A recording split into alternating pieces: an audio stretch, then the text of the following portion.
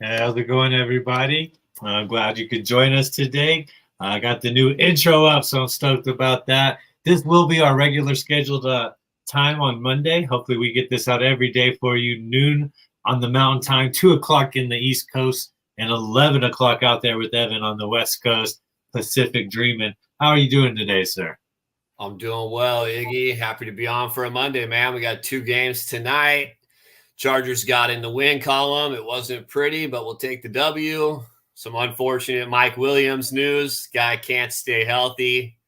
Torn ACL. That's quite a bummer. But looking forward to see if Quentin Johnston can rise up. Josh Palmer should be interesting there. But, fun Sunday, good Sunday.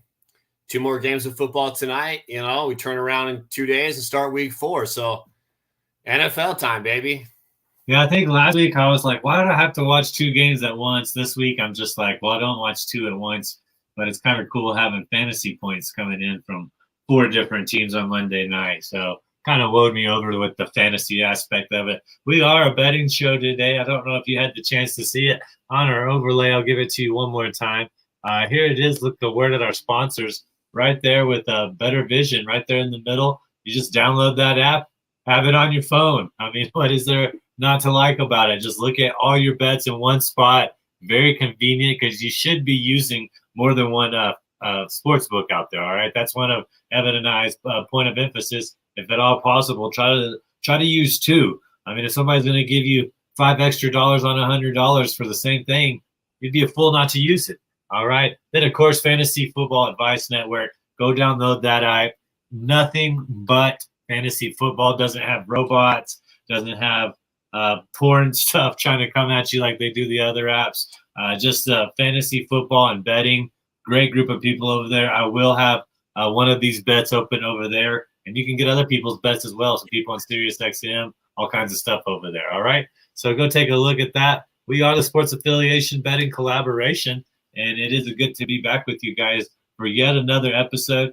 We did all right yesterday. We had some pretty big hits. We haven't calculated it all. We are going to get all our bets loaded. We will have a unit ticker over there in the bottom left corner for Thursday, hopefully, when we start the week up for next week's betting.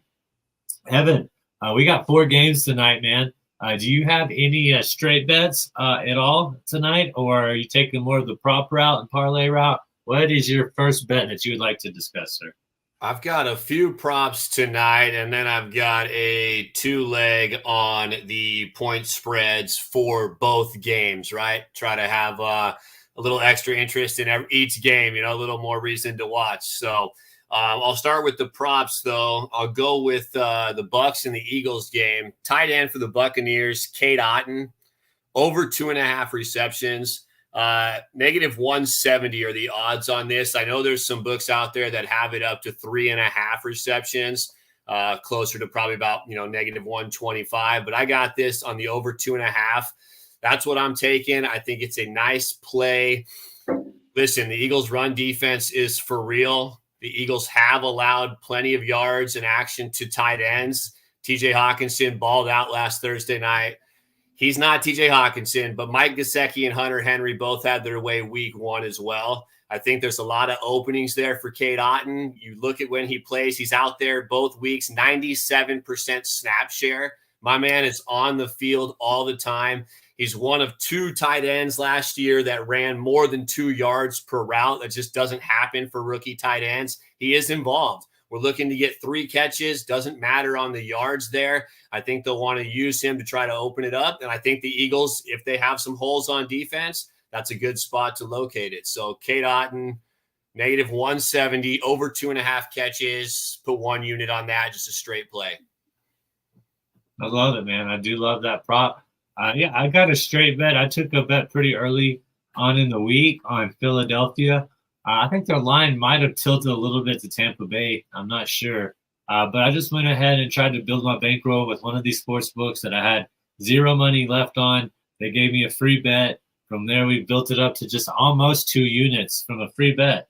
So pretty happy about that. Went ahead and put a half a unit on this because you work hard to get almost 2 units.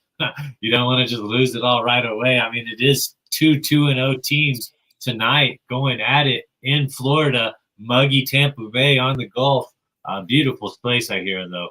But I'm taking Philadelphia. I feel like they haven't even played their best football, and they won both games, relatively easy.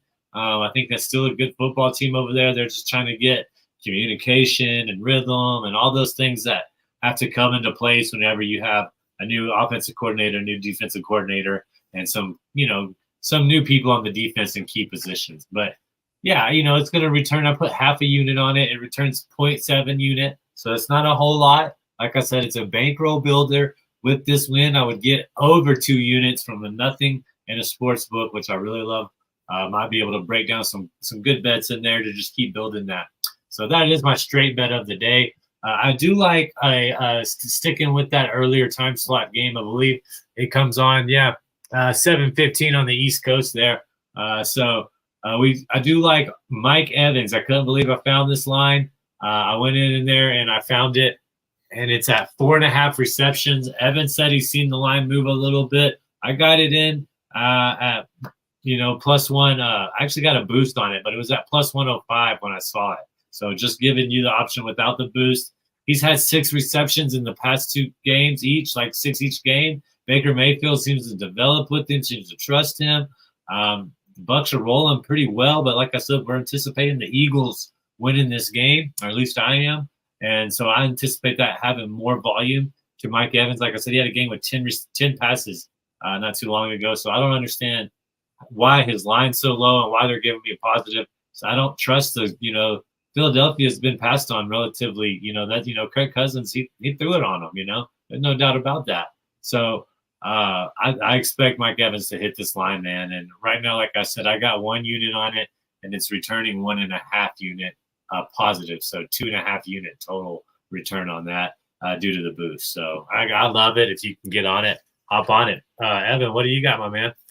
And I'll just say on that Mike Evans play, I mean, if you watched the show yesterday, we talked about Michael Pittman, basically the same concept there, right? It was over 5.5.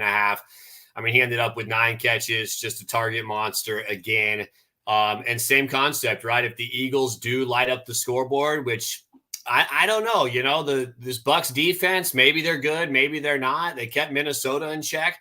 Either way, if Tampa Bay is in this game or playing from behind, like we talked about with Pittman, Mike Evans will be involved. It doesn't matter how you look at the game script. So anytime you get plus money on a guy like him who's just dominating the first few weeks, I mean, what is it? 7 straight 1,000-yard seasons, well on his way to another one, even, with Baker Mayfield, who, say what you want to say. We talked about Gardner Minshew as well. Baker is more than capable of getting it done. Okay, we're not talking about winning the Super Bowl. We're talking about getting Mike Evans 5 catches tonight at plus money. I think what this has proven is that Tom Brady is just a system quarterback. Look how good Baker's doing. So Tom Brady, nothing special, just a system guy. Woo! You might want to say that 2 times, baby. I did not know that was coming today. Yeah, I didn't either, man. I didn't either. What else you got for everybody out there? I think I got one more bet after this, and so whatever you got, let me know. So sticking with that, and kind of just, it's funny. We always talk about not really talking about our bets, beforehand, and just hopping on, and everything kind of seems to usually intertwine pretty well. Going back onto Otten, looking at Mike Evans, passing against the Eagles, tough run defense. I'm looking at Rachaad White. I'm going for an under here. Got to play those unders every once in a while. We're going Rachaad White under 48.5 rushing yards. It's at -125, putting a unit on that as well. Eagles run defense. I mean, Ramondre Stevenson, 12 carries for 25 yards. I think Zeke had about 29 yards on 9 or 10 carries. Madison, 8 for 28. And I know everybody wants to dog Madison. He did have almost 100 yards and a touchdown yesterday against a soft run defense in these Chargers. Okay, so good matchups. He can still run the ball. But back to Rachaad White on that. He struggled against the Vikings. He did pretty well against the Bears. We've all seen what the Bears have done. They have not done well at all. I just can't see the Eagles allowing Rachaad White to run the ball. I think they're trying to get Tucker involved as well. He's going to get 8+ carries probably. I just don't see Rachaad White going over this number. So under 48.5, I'm trusting that front 7 of the Eagles D, -125 with the unit there as well. I love it, man. I love it. Yeah, Rashawn White. Got to stay true with the unders. That's absolutely something you got to do, man. What else you got over there? So good day yesterday across the board. The area that I did not do well in were the two anytime TDs that I called out. Zay Flowers, I mean, 8 catches again, heavily involved, but Lamar being a red zone vulture, getting two rushing touchdowns in a game that they also lost to the Colts. And went with Jake Ferguson, right? Nice tight end play. We talked about the red zone volume. Neither of those did hit. This one, the odds not quite as plus money as those. It's negative 105, but I'm going Kyron Williams for an anytime touchdown. He's just heavily involved in the passing game as well and the run game. He's a focal point of the offense. He's a 3-down back capability with Akers leaving as well. I mean, you got Ronnie Rivers. You haven't seen Zach Evans really get involved. Kyron played great against the 49ers. This offense looks like they can move the ball. Stafford looks healthy. I don't see why they can't do that again tonight. I think they'll have plenty of opportunities. I like Kyron to find his way in the end zone. We talked yesterday about Bijan. He didn't get in either, but running and passing, we're looking at the volume. We're looking at the opportunities. Kyron gets in the end zone tonight. I love it, dude. Yeah, he's definitely one of the hot waiver wire ads. He should have potential against that Cincinnati front seven. Just sticking with that theme real quick. I have Jermaine Pratt over 7.5 tackles. He's gone over this in both his games. It's pretty high line, when you think about a linebacker. But I just expect the Rams to throw to Higbee as well. Little under routes, little crosses. All that benefits Pratt, man. And Logan Wilson's line is actually a little higher. I just have more faith in Jermaine. So I just, I got it at almost evens. One unit's going to return 1.85 total back on it. So you're getting pretty good investment. Negative 115 on it is what that makes that odds. And it's I just don't know who the Bengals are, man. I think there's some real struggle going on over there. I mean, they're going through basically a mini Jets crisis. Without their guy, they're just having trouble. The Jets have a little better defense to lean on, but no AFC North team, no AFC North team has won 3 division titles in a row. And the Bengals, even though they're, still well within it, man, I don't know who they are right now, other than a team that has to play a lot of defense because their offense isn't doing well. So that's my Pratt one. I do have one more same game parlay just to talk about a place that couldn't help it yesterday. And I just developed a story. What's the story going to be here? And we talk about tease betting all the time. And what I've done in the same game parlays, I got Philadelphia at negative 2.5. So I think that's teased down a little bit. I don't know what the original line is there. But I teased it down to a field goal, as long as they win by that.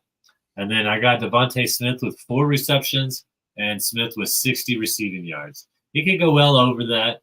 I think those are both teased down lines as well. Or I think his reception line's at 5.5. I think his receiving line's at 64.5. So I've teased both of those back down a little bit, but half of a unit returns 2 full units. So 1.5 unit gain with a chance on this. So to recap my bets real quick, Philadelphia money line, half a unit on that. Mike Evans over 4.5 receptions, 1 unit on that. Jermaine Pratt over 7.5 tackles plus assists, 1 unit on that, and then half a unit on the same game parlay. Philadelphia negative 2.5 on the spread. Devontae Smith 4 receptions, 60 receiving yards on that, my friend. So yeah, do you have one more bet to talk about, discuss? Yeah, I got one more here. I mean, hey, Devontae could get that in one throw. So, I mean, he's deep threat at all times. And on the Bengals, man, 0-2 for the 4th time in the last 5 years. So I don't know if that's maybe just a thing they like to do over there. They don't play starters in the preseason. Not a big preseason guy. I don't necessarily think that they need those first few weeks, but is Burrow's calf really bad? Is it just a slow start? I'm right there with you on not knowing what to think. And with that being said, one thing that I do know is they're going to look to Joe Mixon tonight.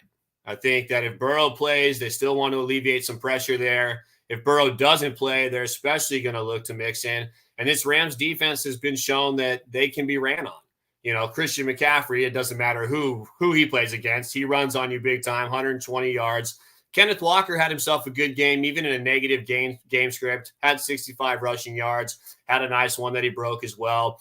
I look to mix into, be able to get over 59.5 rushing yards, negative 120, a unit there as well. He's been right around that number the first 2 games. Much tougher matchups the first 2 weeks.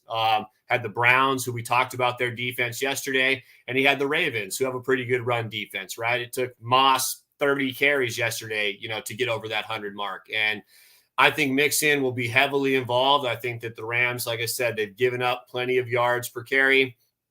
I think the Bengals rely on him. I think they want to keep the ball out of Stafford's hands. The way the Rams offense has been able to move, I think they want to try to keep them off the field. One way to do that is with Mixon. So Burrow or not, I like Mixon to get that volume, 15 plus carries tonight, over 59.5, negative 120, 1 unit there as well.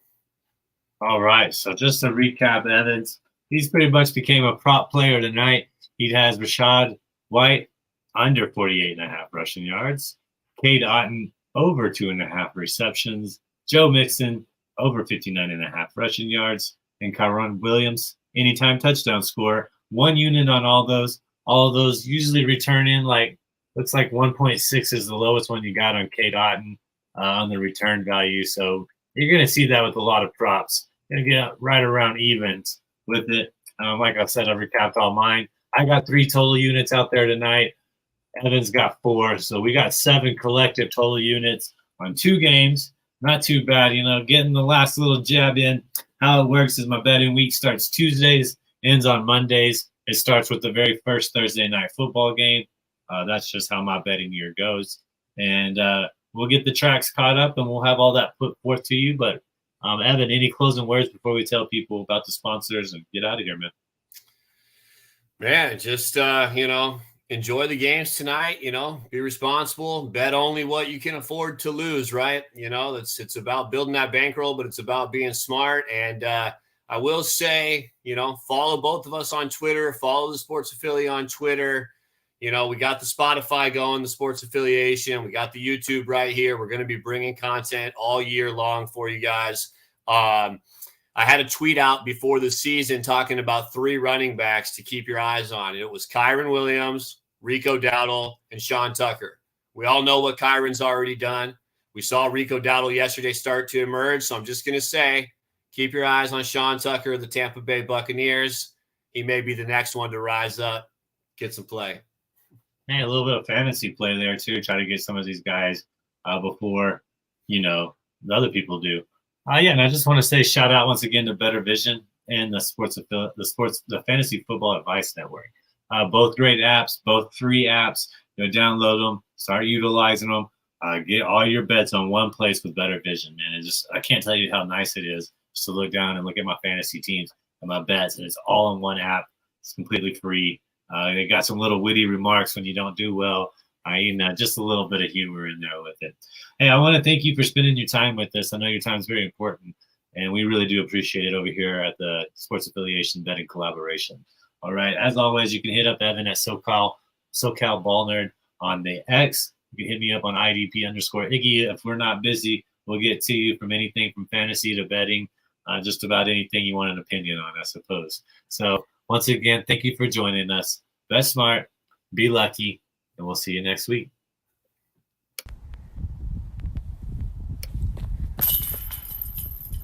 Whew.